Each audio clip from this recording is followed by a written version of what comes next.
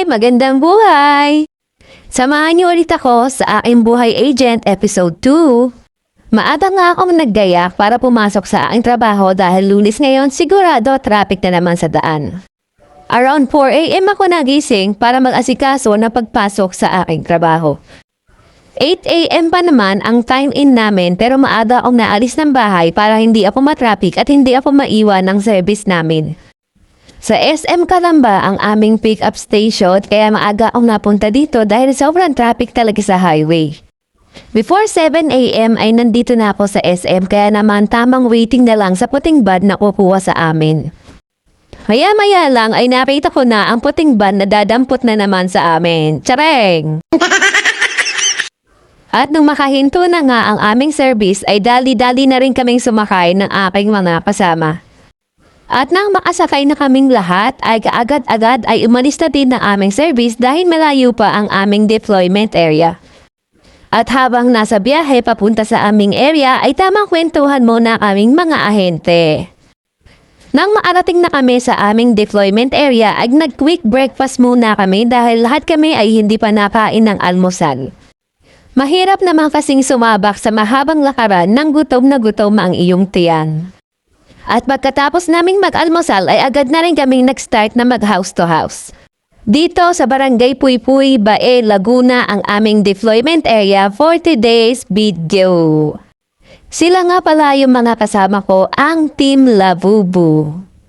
Kulang kami ng isa dahil naka-BL si Jane, kaya Jane, shout out sa'yo, hinahanap ka na ng mga kumare mo. Hindi pa kami gaanong nakakalayo ay napagdesisyonan namin na lumipat dun sa bagong ADNAP kung saan dito ito sa Barangay Danio, Victoria, Laguna. Nakakita nga kami ng linya kaya nagpahinga muna kami ng very light dahil tignan nyo naman kung gaano kalayo itong aming nilakad. Literal na magkakahiwa-hiwalay ang mga bahay dito sa Danio. Dati gusto ko pang bumili ng treadmill para makapag-walking ako pero hindi ko na pala kailangan dahil dito pa lang sa pag-area namin ay sobrang lalayo na ng walking namin. At sa patuloy naming paglalakad ay dito kami nakarating kung saan pag kumasok ka dyan sa Encantadia ka nalalabas. Kalimitan kasi sa mga residential area dito ay magkakahiwalay talaga yung mga bahay nila. Kaya kung makikita nyo ay parang mga gubat na itong mga dinadaanan naming area. And the time goes by, tanghaling tapat na at lunch break na, kaya naman sama-sama na aming naglalakad, naghahanap kami ng highway kung saan naghahanap naman kami ng kantin na kakainan para sa aming lunch time. May I love Danio pa nga sila, diba? Bongga. At nakakita na naman kami ng kaunting silong kaya nagpahinga ulit kami ng very light dahil sobrang init talaga kanina.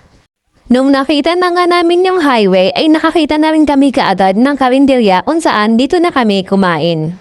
Itong biko ni Richilda lang ang pinain ko sa aking lunch dahil nakakain na nga ako ng kanin kanina. After a long day at work and walk, uwi na. Thank you for watching!